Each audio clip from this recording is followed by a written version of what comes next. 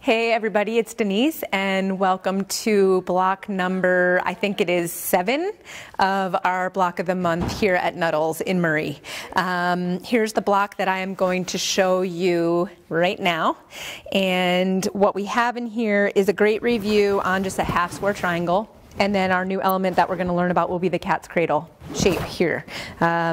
For those of you that may be watching for the first time, I think it's going to be great for you to see the way I do the half square triangles. And again, we'll introduce the cat's cradle tools here. So let's do this.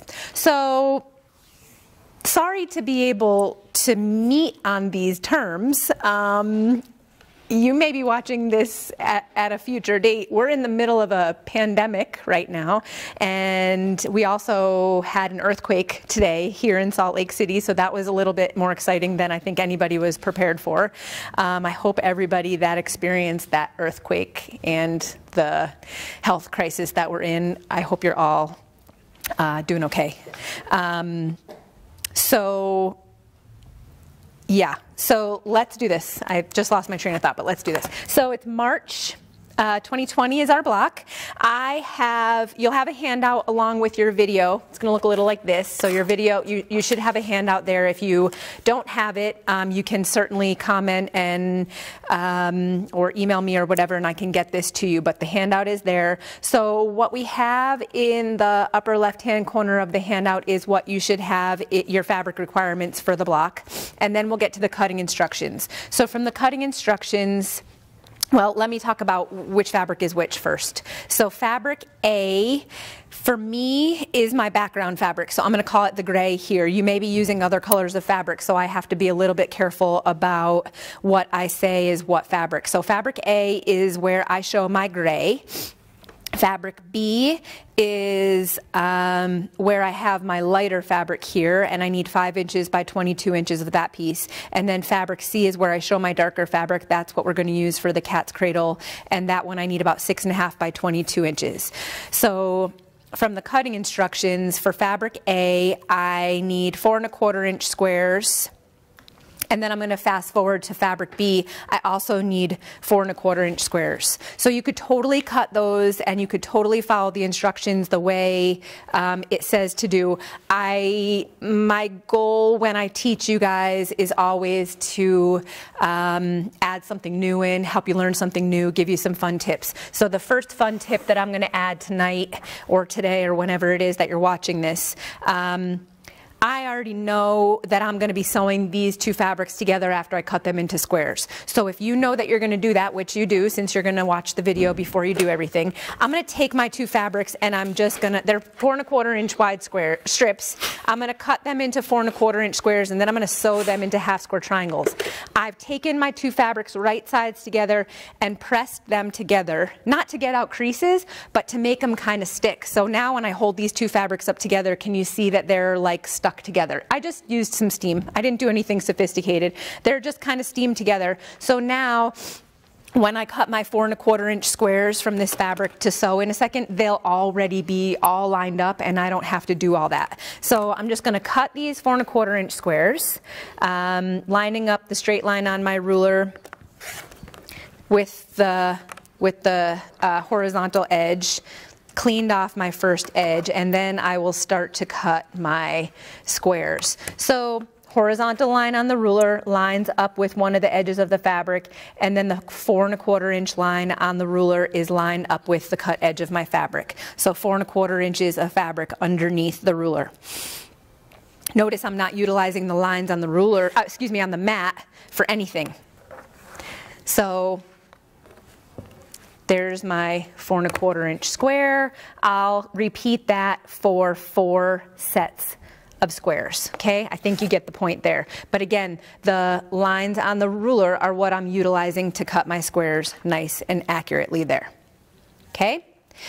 Going to continue on with my cutting, and remember, they're already stuck together, so that's pretty easy. Now I don't have to realign those when I go sew them together in a minute. So I had my 4¼ inch squares of A, and then I also have of A 1 3¼ by 20 inch strip. If you've done this technique before,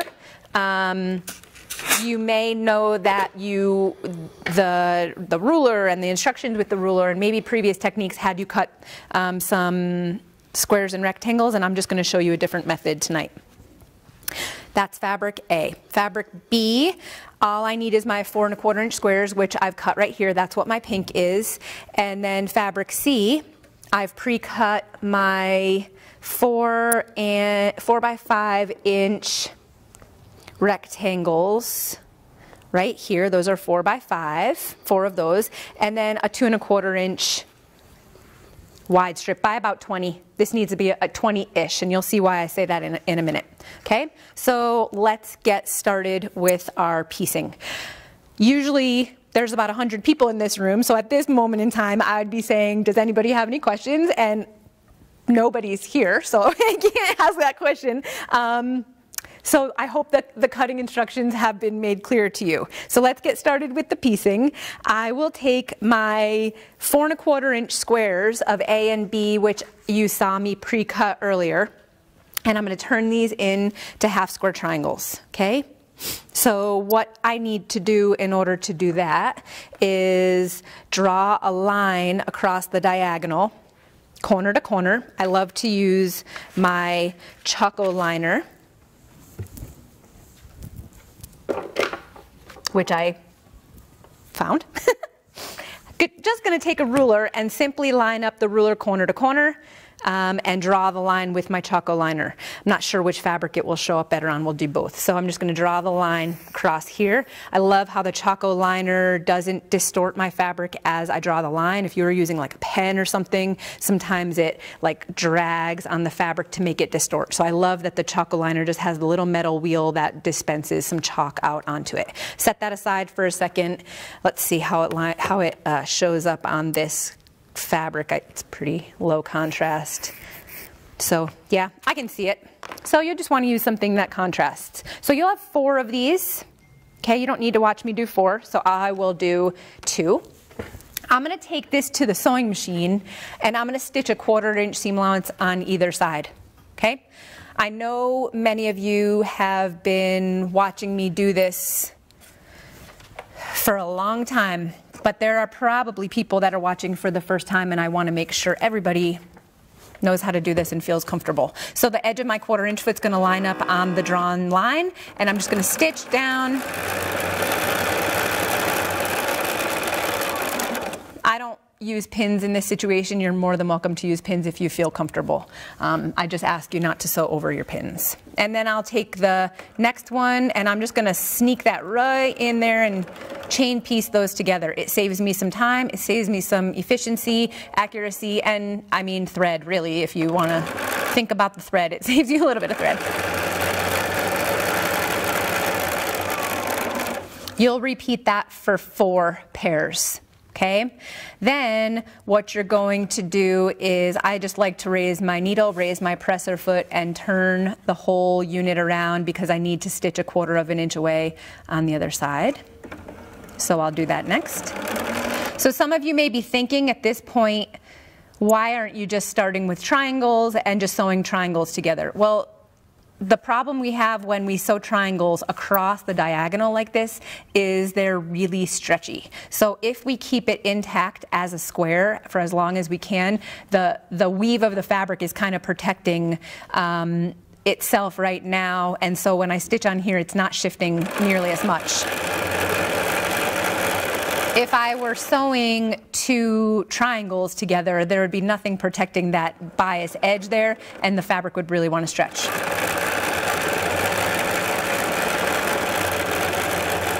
So I'm just going to stitch across there. Again, you'll do this 4 times, and then we're going to go back to the cutting table to cut apart. So I'm just going to come on back over here, and I simply need to cut these apart somewhere on or around the drawn line. I'm not too particular about cutting exactly on that line right now because I've already done the stitching, and the stitching the seam allowance needs to be ish a 1/4 of an inch, but it's not as critical now because I've already done the stitching. I just don't want my seam allowance to be too tiny. So don't spend a ton of time here trying to perfectly accurately line up the ruler on that edge. Just cut them in half and try not to leave yourself too little of a seam allowance. Notice I have these chained together and I haven't actually disconnected that chain yet, because then I'm going to go to the ironing board and iron. So let's take it over to the ironing board. I would prefer to have the same fabric facing the same way. I usually would sew these all identical. I was just kind of testing out that drawn line. So if you're sewing 48 half square triangles and you keep them all chained together, it's a heck of a lot quicker and easier to be able to take that whole chain and bring it all to your ironing board all at one time strung together than it would be to individually place all those triangles onto the ironing board individually. So I'm just here to save time and be efficient. So what I'm going to do next is set the seams closed. This just helps me kind of tighten up the fabric a little bit. I love to use steam because I think it gets my fabric just a little bit hotter. If you don't like to use steam, then don't. It's totally fine with me. But I like to set the seam closed and then just lift up the fabric a little bit. I really don't care which direction you press these seams to at this particular time. I do care a little bit later. Okay, so let's do that again. I did it kind of quickly. So set the seam closed. I'm just gonna lift up the edge of the fabric a little bit. The reason I'm only gonna lift it up a little bit is because if I lift it up all the way, now I have no control over where my seam allowance is. If I keep it mostly closed and just lift it a little bit, I can set the iron in there and the iron pushes the fabric all the rest of the way to the seam, and then we get a nice crisp seam there, and my seam allowance I've controlled to press all in one direction. Okay, so I want to be consistent with that for all of them. So I have that same fabric facing up. So set the seam closed, just lift up a little bit and let the iron push right into the seam. One more. Again, you'll do this and you'll get 8. You don't need to watch me do it 8 times. I think you get the idea seeing me do it 4 times. The next thing that we'll do here is trim. So we made these half square triangle units oversized so that we have some room to trim, because when you sew these fabrics and trim and cut and all that stuff, they shift just a little bit, and I'd so much rather have you oversize them to trim them to be absolutely perfect than to have them be kind of the right size and not trimmed and just a little bit uneven around the edges. So anytime you follow a pattern in the future that calls for half square triangles, I'm going to suggest that you make sure they're slightly oversized so that you can trim. There's several tools that you can use to trim a half square triangle. I've shown you the Tucker trimmer. I've shown you a block lock half square triangle ruler. Today I'm just going to show you my Quilter Select 3.5 inch square. So it looks like this. It's exactly the size that we need to trim to. So that's pretty cool. You don't have to have your ruler match the size exactly, but it's pretty cool in this situation. It'll be nice and quick and easy. And then one of the keys to this tool is that it has a diagonal line going through the middle. That's kind of important to trim a half square triangle. So what we're going to do is we're going to line up the diagonal line of the ruler right on the seam. And now I get to just trim all 4 sides because I need to trim this unit to 3.5. It's pretty easy, right? That's the part where everybody in class would say, uh-huh, or yeah, or nod their heads. That would be the audience participation part, but it's just me, which is a little weird. Don't do what I'm doing now. Go around and trim all 4 sides carefully. I'll show you what I mean next time around. So look, anyway, that's perfectly 3.5 inches square. And this I would so much rather stitch into my block than what we had earlier. So a couple elements going on with a half square triangle is that diagonal line comes perfectly to a point right in the corner. Whereas maybe you've sewn one before or trimmed one before and it came out like blunt over on the edge, not quite in the corner. That's going to throw off your points later on. So this is the goal here, to get the diagonal line coming right to the corner. Okay, let me do it again. Notice too, you guys, I still never snipped my chain apart. Can you see that? I still never snipped everything apart after I sewed my chain together, and then I went to the iron and I pressed it while they were still chained together. Then I come to the cutting and they're still chained together because, again, it's just quicker, faster, more efficient to just leave it all connected and then trim as I go. Okay, so back to trimming. The diagonal line of the ruler is going to go right on my seam, and I know already what some of you are thinking. You're thinking, oh, I can probably just scoot the edge of the ruler down to the corner and just get away with trimming two sides. Don't do it. I'm the queen of efficiency. Don't do it. It's not going to save you any time. It's just going to leave the big edge, the tail over here. It's probably not going to be perfect. Just trim all four sides. You'll be so much happier. It might take a couple extra trims, but it'll be a lot more accurate for you. So I will trim two sides. Another thing I love about the Quilter Select rulers is you notice they're a little bit cloudy. Well, that's, there's a film on the back edge of the ruler that keeps the fabric from sliding around when you set the ruler down. So that's pretty cool. Okay, so I trimmed these two sides, then rotated around, and I'm just gonna set the ruler right on the two edges that I just trimmed, and then again the diagonal on the corner. So I'm always trimming from my right-hand side, or if you're a left-hander, then you'd be trimming from your left-hand side, okay? So another perfectly clean, nice, awesome to sew into a block 3.5 inch half square triangle. So that's part one. The next part is going to be to take our 2¼ inch wide strip and 3¼ inch wide strip and sew those babies together. So I've got my 3¼ inch wide fabric A background. This is my added fabric, and then my 2¼ inch fabric C, the darker one, that I will sew to it. These two pieces of fabric are about 20-ish inches. My pink one's a little bit longer. So it's totally okay that they're not the exact same size. You'll see why in a minute. We're gonna subcut and then make them even. So I'm gonna take my two fabrics right sides together. I prefer to have the larger fabric on the bottom, and in this case I would call the gray the larger because it's wider. So I'm going to take these two fabrics. You can pin. You can put pins in this if you want. You're more than welcome to do that. I prefer not to put the pins. It's just a little bit more easier for me, so I'm just going to put these right sides together. Notice I'm not too concerned about what's happening on the very edge because I'm going to be cutting that off in a second. So just 1/4 inch seam allowance. Be careful, especially when we stitch a long, narrow strip like this.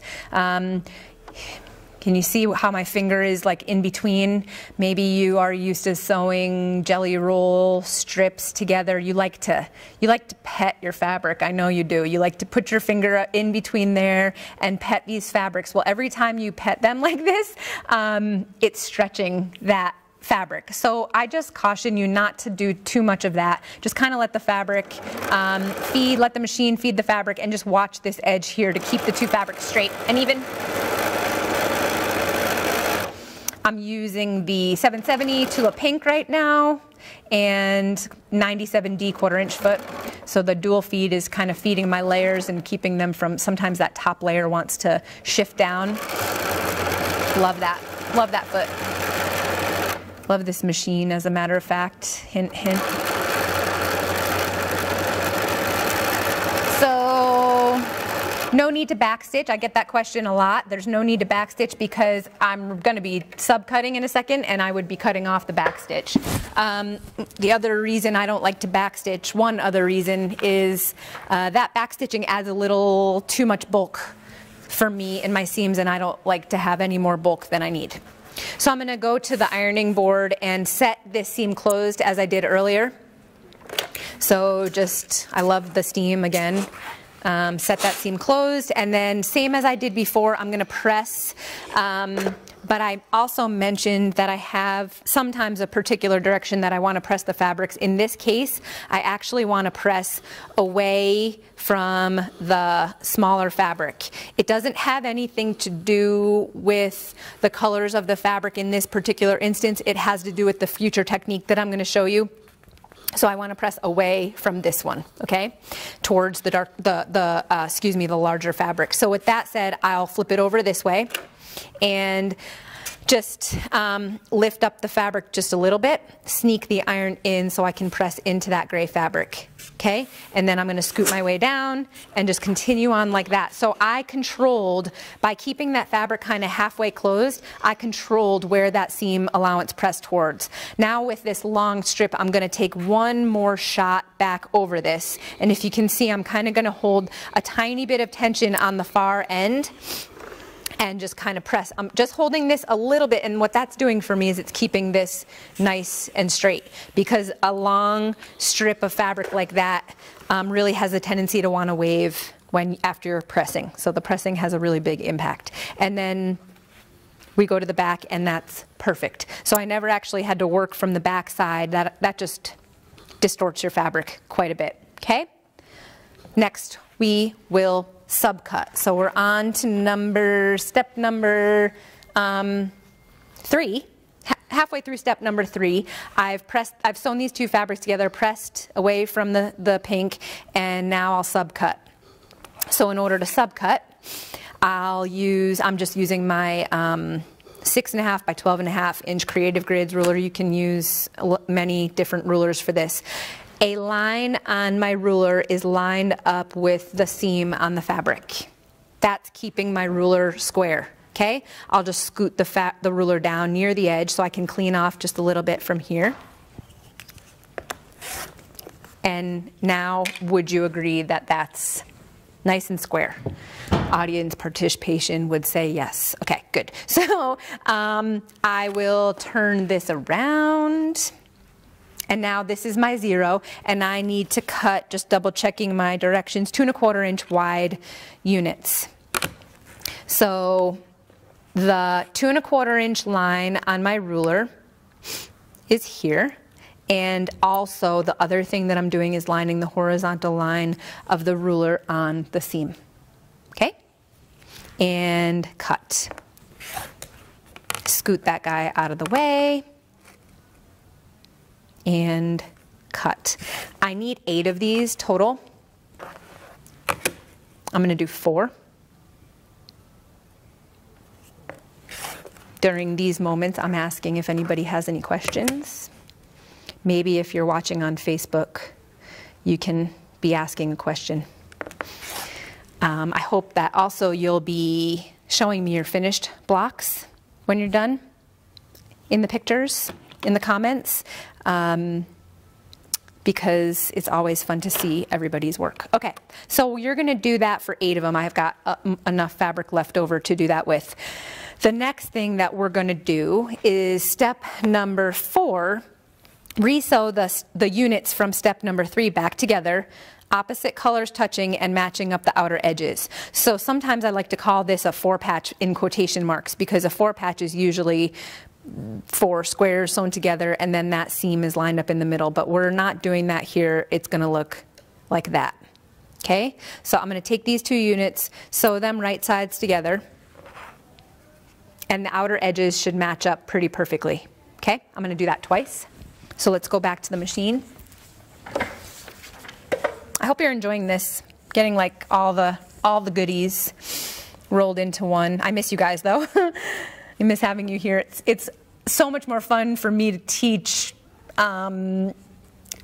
interactively with you guys, because you help me know if I need to re-explain something a certain way for it to make sense. So it's a little bit hard for me to do it this way, but I hope you're enjoying it, and hopefully you're in your slippers.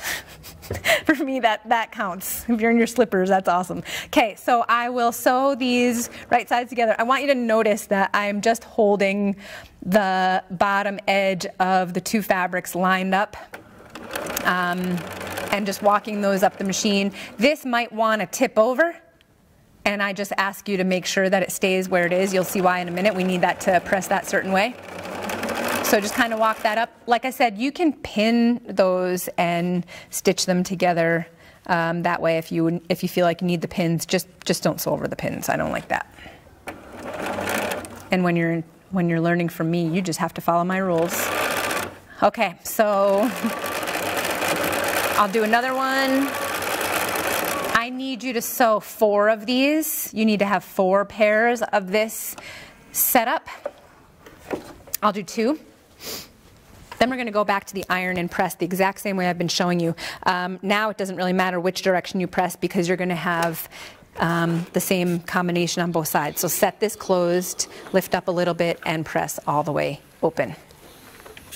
Okay, I'm about to show you something that I very rarely do. We're going to go to the back side of the fabric.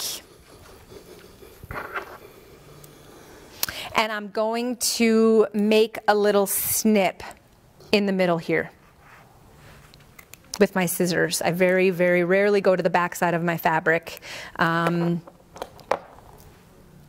But I need to do it for this technique. So I snipped here because what needs to happen next is I need to press my seam the other direction so that the square, the seam is pressed away from the square.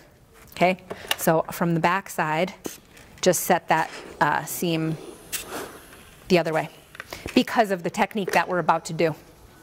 Okay, so that's what you'll have now. The step number 5 is where we're at next, and I am going to snip these apart now. So what we need to do with step number 5 is grab our 4 by 5 inch fabric C rectangles that we haven't used yet.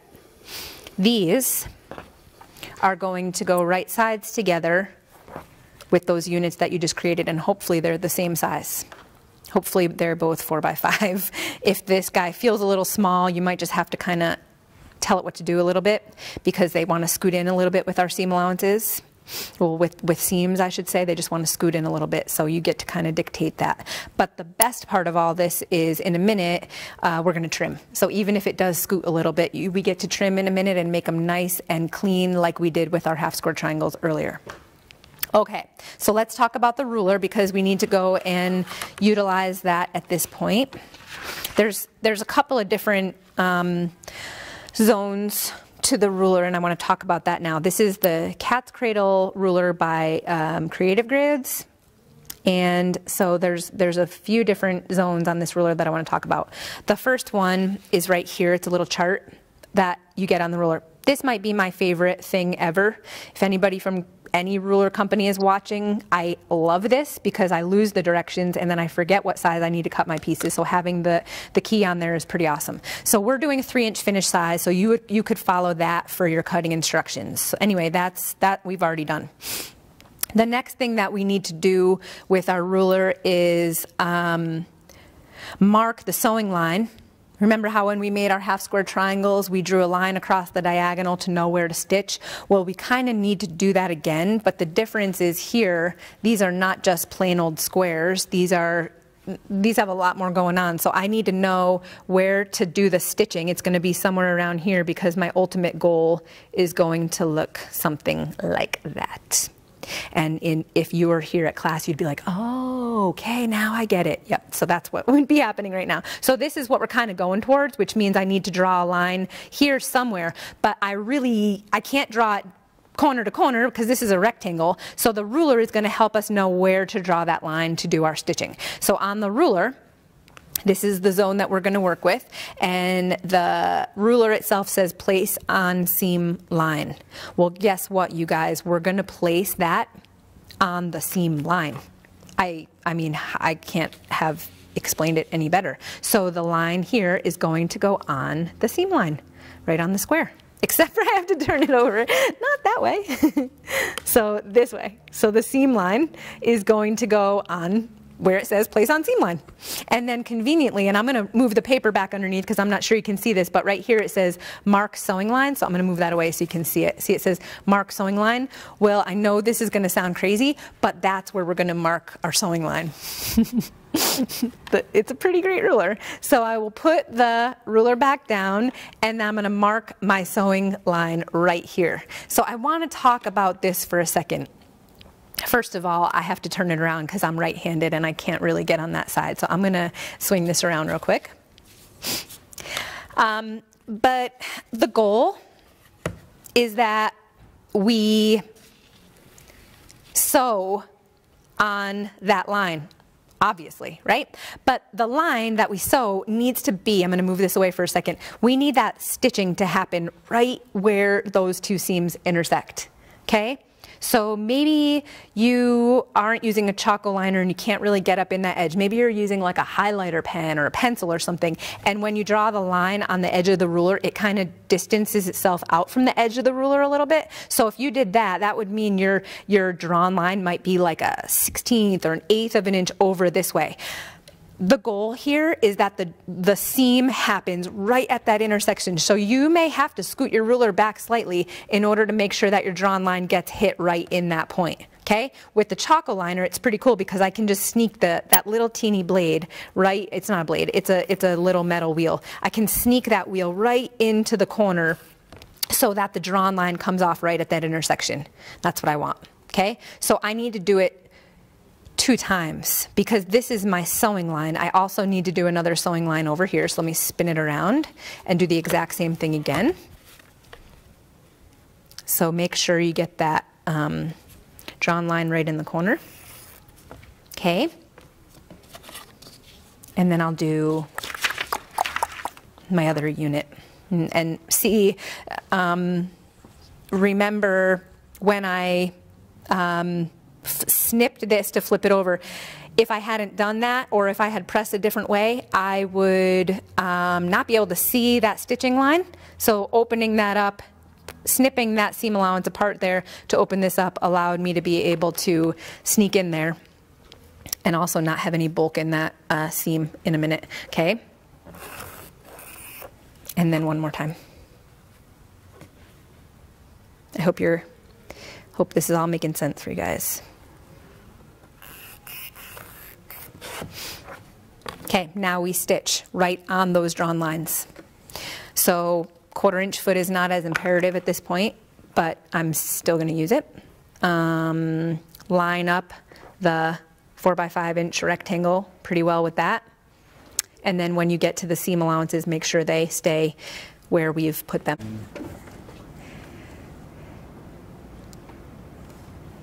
Okay, so we're going to start stitching directly on the sewing line.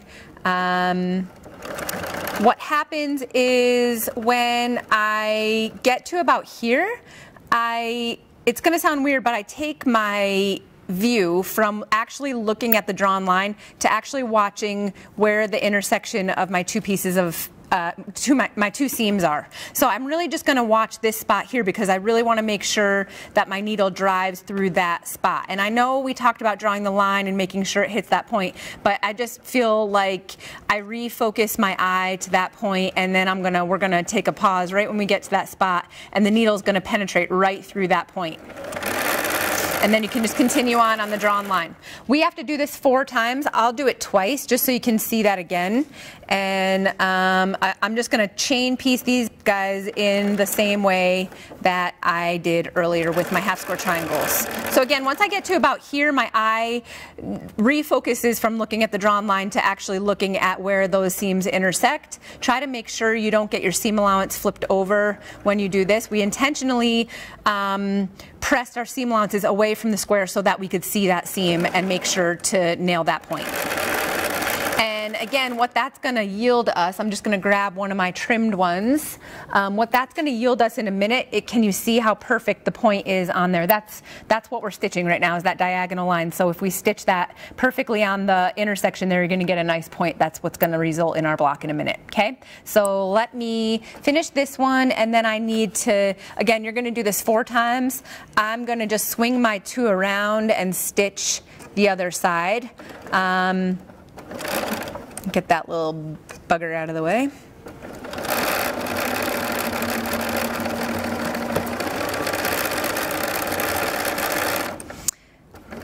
The last critical step that we have to constructing this block is trimming these little guys with our cat's cradle ruler again and putting the block together. So I'm going to go back over to cut these apart. Doesn't matter what ruler you use to cut these apart. I'm going to show you two different ways that this can be done.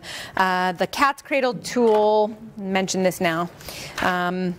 Really awesome feature of the ruler is the little QR code here. So if you have an app that you can scan that QR code, it will bring you right to a video demonstrating the use of the tool and how to put the block together, or a block together.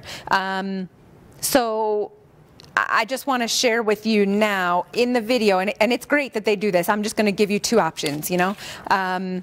Everybody does things a little bit differently. So in the video, what they teach you to do, because we need to cut these apart in between here. So it was critical to get a 1/4 inch seam allowance if we had pre-cut our stuff. In this case, we drew the line to indicate where to stitch. So now I just need to cut them apart. Where I cut them apart isn't quite as critical. I'm going to separate these so I can do two different ways. And you're more than welcome to trim these whichever way you choose. So way one of trimming is to take your ruler and get that 1/4 inch line of your ruler. So notice my seam is a 1/4 of an inch from the edge of the ruler. So the 1/4 inch line on my ruler is lined up on that seam. And I'm going to cut once. And that one's great. And then I'm going to swing this around, and I'm also going to cut once. Okay? And what you eliminate is that little bit right there. That's way one. Way two is that. So I prefer to do it this way, and I know some of you are thinking, well, there's too much bulk in there. You're eliminating, let me show you what happens if I go now and I trim that 1/4 inch. What the difference in bulk from what I just had is this. This is how much extra fabric you're getting in there. For me, if I'm doing 50 of these, I'm all about just slicing it in half. But you can totally take two separate cuts, take the extra time to do that extra cut in the middle to eliminate the bit of fabric in there. I just, you know, like to teach you things when you take my class, and I think that's why you've held on to this video as long as you have, because maybe you're gaining from it, hopefully. So now we press. As always, I'm going to set my seam closed. I'll do it with all 4 right at the same time, and then just lift up a little bit. And obviously, I mean, the fabric already knows what it wants to do. It wants to press away from the square, which is exactly what we're going to do. It keeps the bulk out of this area here. That's exactly what we want. Last step before we can put the block together is to trim these babies down, and of course we're going to use the Creative Grids ruler to do that one more time. So let's take one last look at the tool.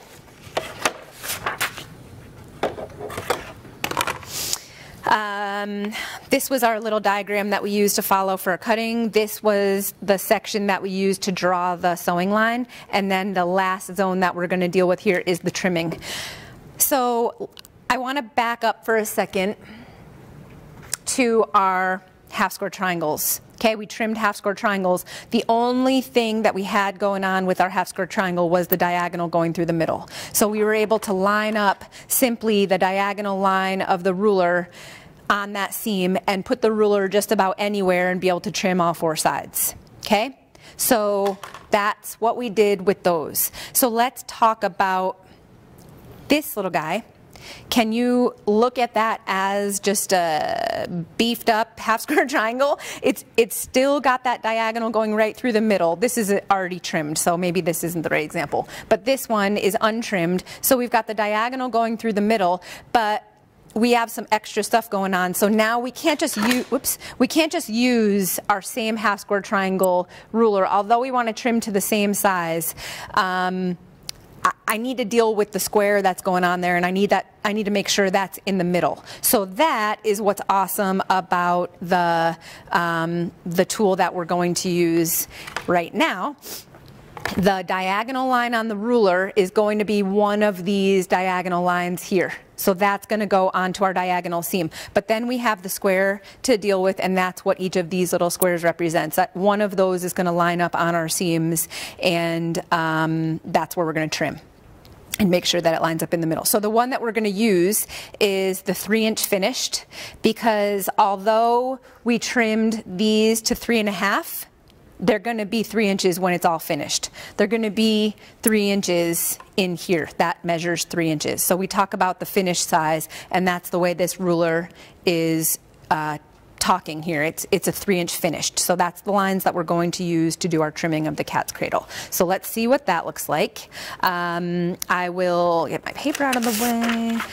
The diagonal line of the ruler lines up on the seam, but the diagonal line that we're using is the one that corresponds with the 3-inch. So there's the 3-inch line, and there's the diagonal that lines up with it. So that's the one that's going to go on the seam. And then we slide the ruler, right? So we're going to slide the ruler until the 3-inch markings, the 3-inch square, line up with our seams, and then we trim 2 sides. There's one, there's the other. Okay, now we need to trim the other 2 sides. So I'm going to swing my fabric around and leave the ruler the way it was.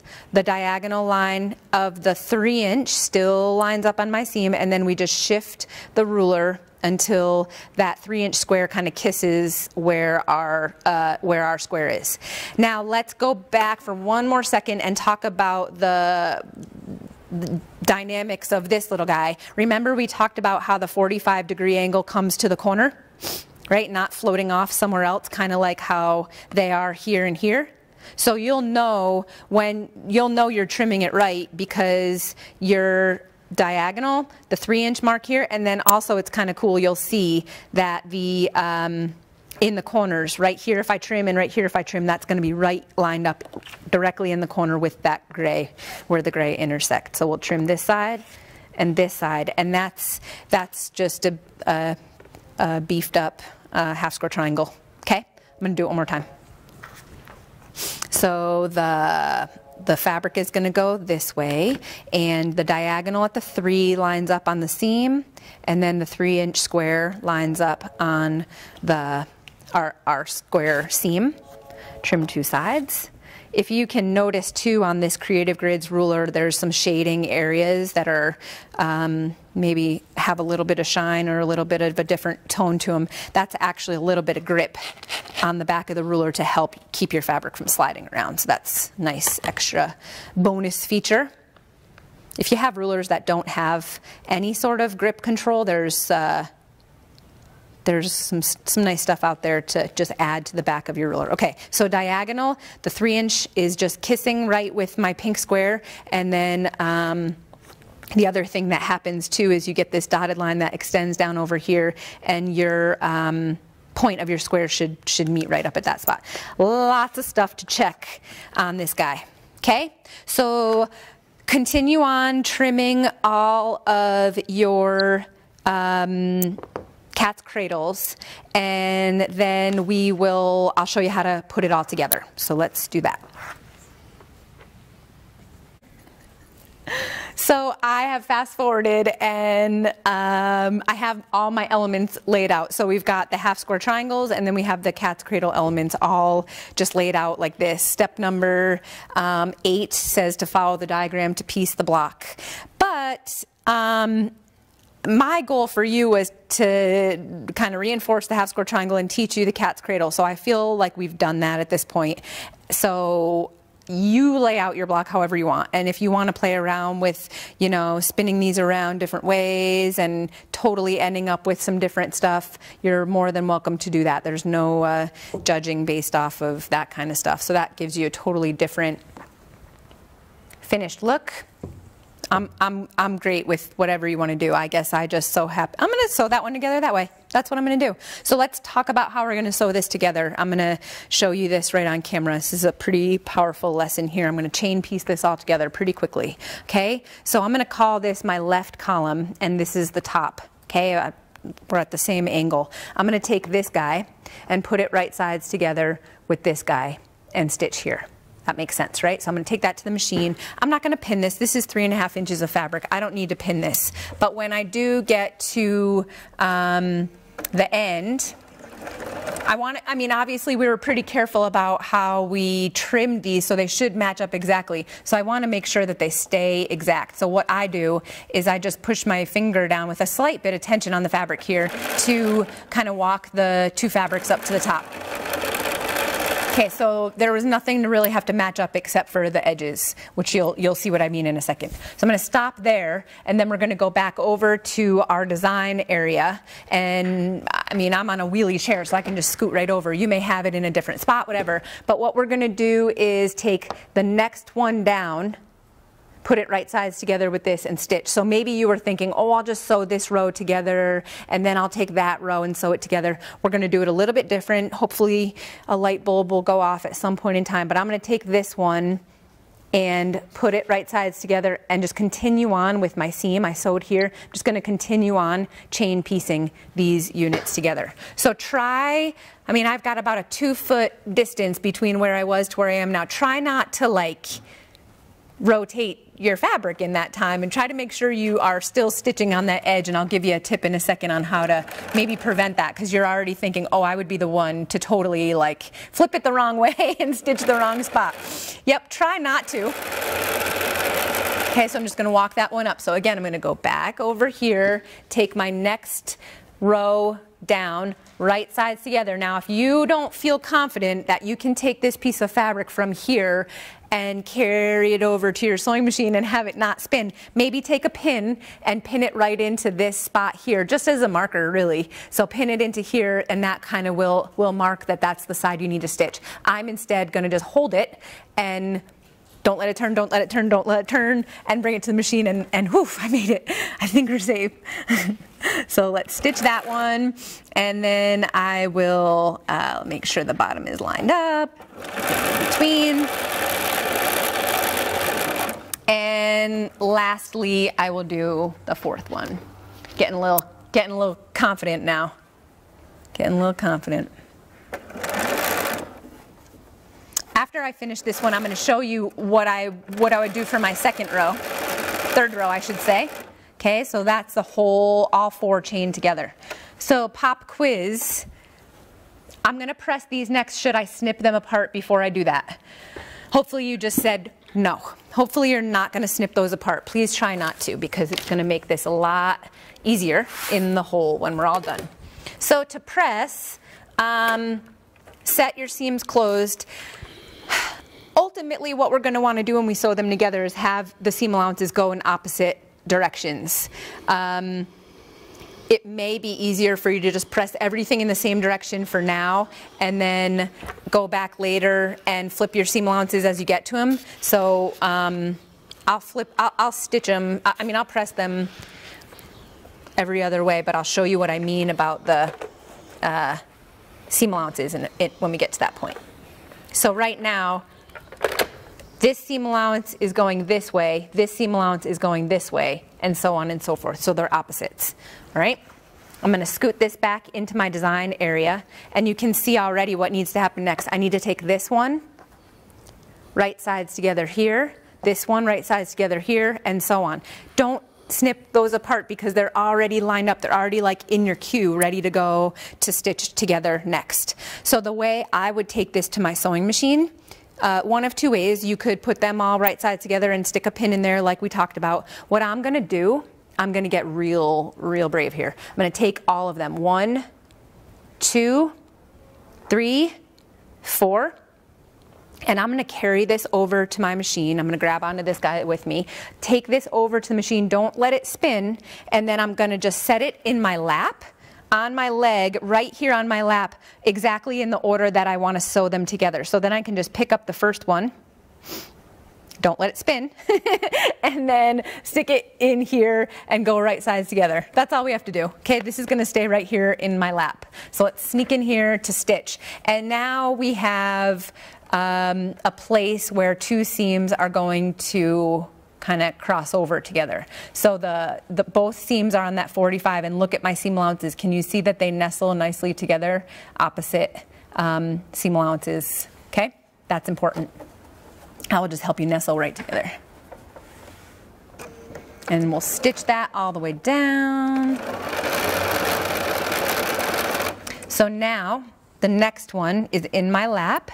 I'm just going to lift it up and put it up here, right sides together, and stitch. And again, seam allowances should nestle. So you're going to come to the point sometime where your seam allowances aren't going in opposite directions and they're not nestled together. What I need you to do is flip one of them over so that they are going in opposite directions. And I really don't care at this point which one you flip over, but I don't want you to stitch them with both seam allowances going in the same direction. That's just going to be too much bulk. Okay? So I'm going to continue on in the same fashion, and then I'll just meet you back in a minute when I've got them all sewn together to show you how we're going to finish this off. So I finished chain piecing all of my rows together, so now they're still all connected, and I've stitched all 4 rows. I've pressed everything so that, again, the seam allowances, like this one is going this way and this one is going in the opposite direction, so they're the opposite every row. Now from here to here to here, that relationship is not, that's not even a thing. I don't really care how this one is related to this one pressed. I care about it this direction, because what we're going to do next is just take the whole row still strung together and just take this whole thing, flip it over and stitch across.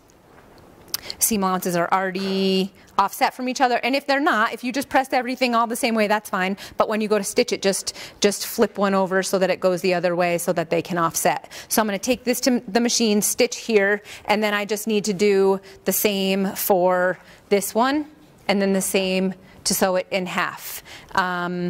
Usually at this point in time I say, do you guys want me to show you that? And somebody says yes, so I do it. So I'm going to pretend somebody said yes, and I'll take one to the machine and I'll show you how I would stitch this.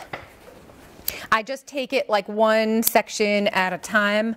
I feel like, again, I don't pin this, but if you feel comfortable pinning, then you definitely should. So I'm just going to start at the top and stitch. I just need to focus on getting from the edge to here. That's all I'm really focusing on right now, because I want to get this seam all lined up. And then as soon as I stitch past this point, then I'll focus on the next section. So I just take it in 4 small little sections. So right now I am finding where I need to line this up, and you can feel it. You can feel that the seam allowances are offsetting, and it just nestles right in together there. So I'm just going to hold my finger slightly on there and just kind of walk it up.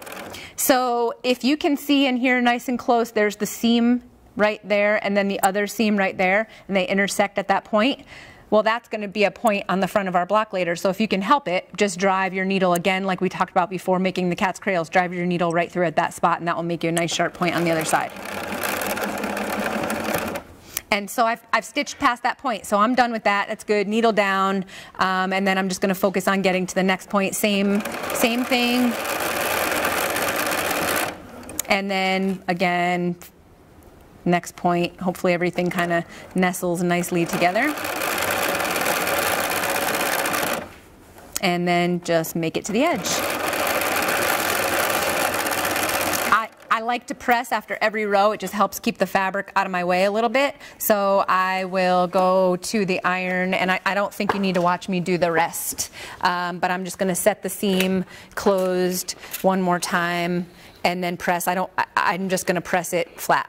I just, at this point, need it to be flat. That looks pretty good, okay? So, yep, I love the seam. Look at that. That looks really good. And again, I would do this one next, stitch here, and then just fold the whole thing in half to get our block done right there. The goal is that this baby measures 12.5 inches after we've sewn it together. So that one measures 12.5.